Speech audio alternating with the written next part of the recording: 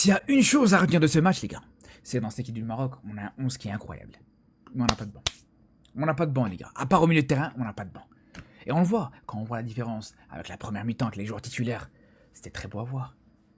C'était exceptionnel. Même votre pote, là, il a fait un match exceptionnel, les gars. Comme quoi, quand il s'agit de faire autre chose que de tirer un penalty décisif en finale de la CAN, il peut être intéressant. Et on l'a vu aujourd'hui. Dans les combinaisons qu'il proposait avec Abdé, avec Hakimi, c'est lui qui marque le but. Même dans la verticalité, franchement, il a proposé des très belles choses dans les passes en profondeur, etc. Mais voilà, dès que c'était la deuxième mi-temps, catastrophique. Catastrophique, les gars. T'as plus rien proposé dès que t'as fait les changements, dès que t'as commencé à faire sortir les joueurs titulaires, surtout les joueurs offensifs titulaires, c'était compliqué. C'est pour ça, les gars. Je veux dire une chose. Vous avez juste un mot à dire. Un mot à dire, les gars. Et je l'appelle. Un mot à dire, les frères, je l'appelle moi-même, je le fais moi-même s'il faut. Mais je pense que c'est le profil qu'il nous faut pour cette Coupe du Monde. J'en démordrai pas. Et tant que, voilà, tu peux encore faire appel à d'autres joueurs, etc., je continuerai à faire cette propagande. Mais pour moi, je dis pas qu'il doit être titulaire dans cette équipe du Maroc, mais je pense que tu peux clairement le faire rentrer dans une fin de match. Tu peux clairement le faire entrer dans les 20 dernières minutes et il peut encore apporter, j'en suis persuadé. Curieux de ce que va proposer Mohamed Wahabi dans cette Coupe du Monde. Face à la Norvège, le Maroc organisé, discipliné, coordonné et surtout extrêmement à l'aise techniquement. Une équipe qui était rassurée et rassurante. Ça gérait bien les temps. Des belles phases de possession. En première mi-temps, on a pu vraiment voir une équipe qui savait manier le ballon. C'était un match de préparation grandement mené. Le seul gros point négatif, c'est la sortie sur blessure d'Abdé Zalzouli. Le match s'est joué à New Jersey dans une chaleur incroyable. Mais on a l'impression, contrairement à leur adversaire, ils n'avaient pas de problème lié à la température. La Norvège n'a absolument rien montré. Pas parce qu'ils étaient mauvais, mais parce que le Maroc était plus fort. Puis en deuxième mi-temps, ce n'était plus pareil. Après avoir changé quasiment la totalité de son équipe, le Maroc se fait égaliser. Franchement, c'est un match nul qui aurait pu être évité. Ayant vu le Brésil hier, voyant le Maroc aujourd'hui, êtes-vous confiant? Dites-moi ce que vous avez pensé de ce match. Dites-moi dans quel état d'esprit êtes-vous à quelques jours d'aborder cette Coupe du Monde. Est-ce que le Maroc sera capable de renouveler sa prestation en Coupe du Monde 2022? Comme vous, il me tarde de voir ce match entre le Brésil et le Maroc. Vos avis en commentaire. C'est trop costaud. En fait, faut être honnête. Et ça sert à rien de se mentir, ça sert à rien de se voiler la face. Aujourd'hui,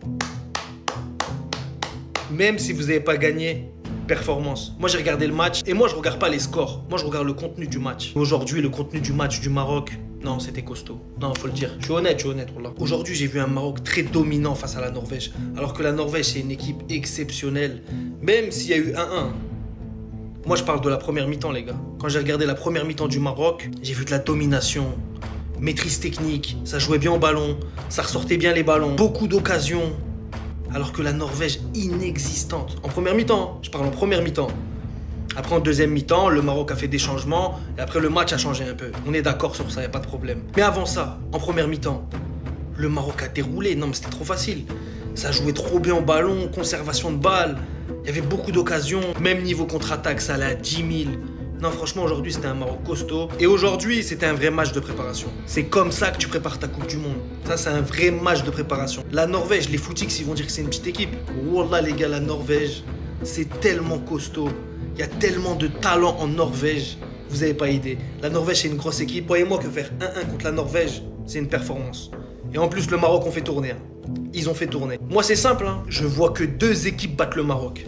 L'Espagne et la France. À part ça, je ne vois personne faire tomber le Maroc. Attention, le Maroc sur ce mondial, ça risque de faire mal. Bravo à vous les Marocains. Quand c'est bien, faut le dire. Quand c'est pas bien, faut le dire. Aujourd'hui, même si vous n'avez pas gagné, dans l'ensemble et dans le contenu, c'est un excellent match. Bravo à vous les frères. Vous êtes sérieux là? Dites-moi si vous êtes vraiment sérieux. Moi je commence à m'en douter, je commence vraiment à m'en douter. Vous n'allez pas gagner contre le Maroc et que bientôt vous allez jouer contre l'équipe des Captiens. Alors que l'équipe des Captiens, ils ont l'habitude de gagner le Maroc à chaque rencontre. Même s'ils vont jouer demain, ils vont gagner le Maroc. Et vous n'allez pas gagner contre le Maroc. Ah, Alan, ne me fais pas ça. Ne me fais pas ça. Moi, j'ai donné ma parole. Et ils m'ont dit clairement, c'est moi leur porte-bonheur. Maintenant, moi, je veux voir quelque chose contre vous. Mais la façon dont je vous ai vu jouer aujourd'hui face au Maroc, là, si vous faites même match contre l'équipe des Capverts, ça va être compliqué. Ça va être vraiment compliqué. Vous n'arrivez pas à gagner contre le Maroc et vous allez jouer contre l'équipe des Capverts. C'est inquiétant, hein? C'est vraiment inquiétant. Honnêtement, je commence à m'en douter. Ces gens-là, leur match d'aujourd'hui là, non, c'est pas la peine, honnêtement. Bon, les gens d'équipe viennent, on est ensemble, hein. Bientôt la Coupe du Monde, donc on est ensemble. Est-ce que... Les frères, entre le Maroc et la Norvège avec un but de Brahim Diaz. Les gars, il y a beaucoup de choses à dire. Moi, les gars, dans ce match, j'ai vu deux matchs dans un match. J'ai vu le premier match, c'était la première mi-temps. Et j'ai vu le deuxième match, c'était la deuxième mi-temps. Première mi-temps, mi-temps dominé du côté marocain. La Norvège, ils n'ont pas vu le jour. Ils avaient que des corners, ils avaient fait qu'un tir. Abdé, il a mis les ténèbres. Bon, il s'est blessé. Allah Shafi, on espère que c'est rien de grave. Mazraoui aussi s'est blessé. Mais moi, les gars, j'ai aimé l'animation offensive en première mi-temps. Hakimi et Diaz, le côté droit, il était ténébreux. Les changements d'aile sur Abdé. Abdé qui faisait les retours défensifs et qui re-allait devant. Contre-attaque des ténèbres. Il fait un centre en retrait vers Diaz. Diaz qui attend l'appel de Hakimi et qui finit croisé. C'était magnifique. Boadi, incroyable. Milieu de terrain, des bonnes récupérations. C'était magnifique. Mais en deuxième mi-temps, Wahbi a décidé de faire des changements, ce qui est normal, les gars. C'est un match amical. On a concédé un but. Bon, c'est pas grave, c'est un match amical, les frères. Tant qu'on n'a pas perdu, ça va. Il a fait rentrer beaucoup de joueurs, le Khanous, Belhamari, Helhal. Il a fait rentrer beaucoup de joueurs, les gars. Donc, franchement, vous en pensez quoi, vous, les frères?